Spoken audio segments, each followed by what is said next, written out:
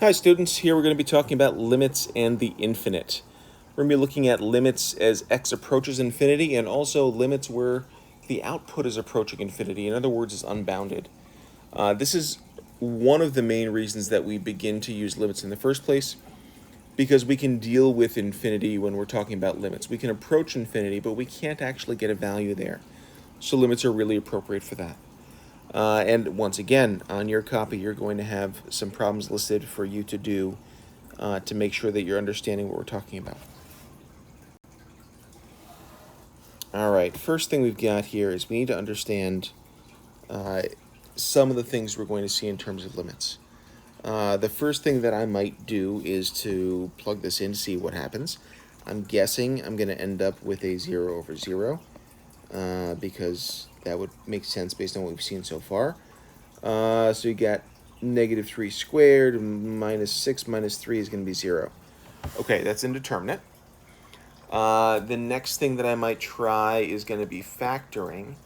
And again, the other issue we have going on here is we have a one-sided thing. I'm going to kind of ignore that for another second or so. When I factor the bottom, we end up getting x plus 3 and x minus 1. Cool. Based on 0 over 0, that makes sense. Those reduce, and I'm left with the limit as x approaches negative 3 from the right of 1 over x minus 1, which, again, this right side thing is messing with me here. Can I just plug that in? Is that okay? Well, what do we know about this? We know that vertical asymptote is going to be at positive 1 based on that x minus 1, the denominator. So I'm going to add that in. We know the horizontal asymptote is going to be at 0.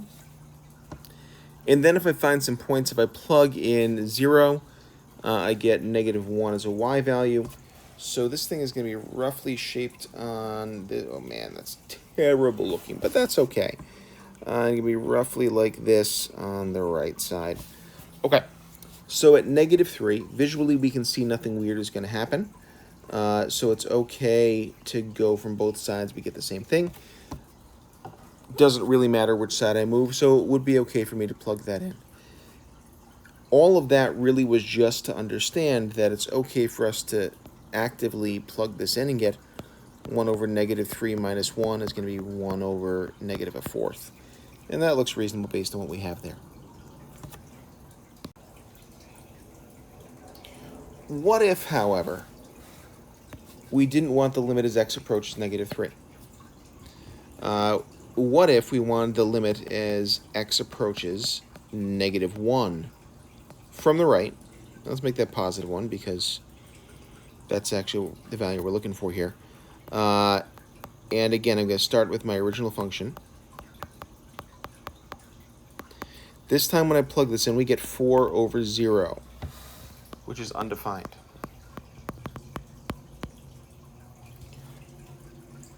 When we saw this happen before, we said that the limit does not exist because it's undefined. Here we have a little bit more to work with. We have a visual that's going to help us identify that coming from the right side, the limit is a specific kind of undefined. That this limit is going to be increasing without bounds. That the limit as x approaches 1 from the right of x plus 3 over x squared plus 2x minus 3 is actually infinity. If I were coming at this from the left side, we'd say it was negative infinity. Undefined values tend to represent some kind of infinity, at least when we're talking about dividing. And being able to predict which side of the asymptote this is on, so is it going towards positive or negative infinity, is really the hard part here. For the vast majority of things that we can do with infinity, you're going to be able to have some kind of graphical help with this.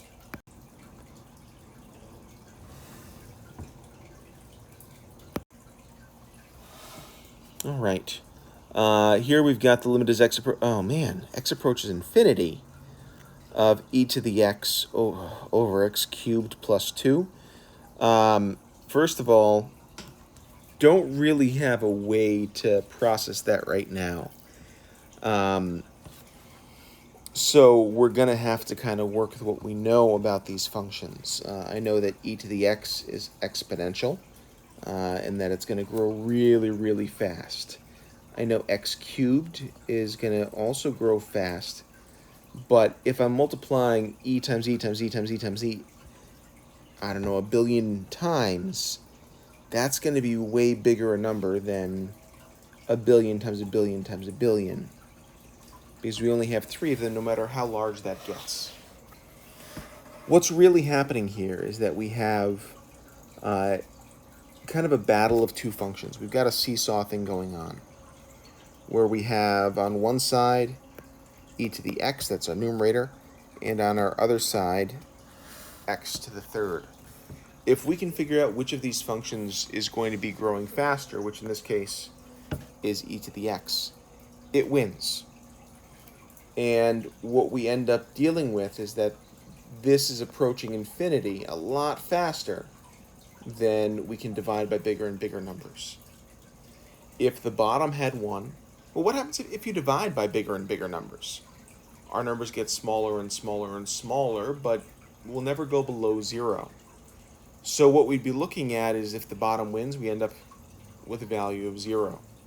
Although in this case it'd be 0 plus 2.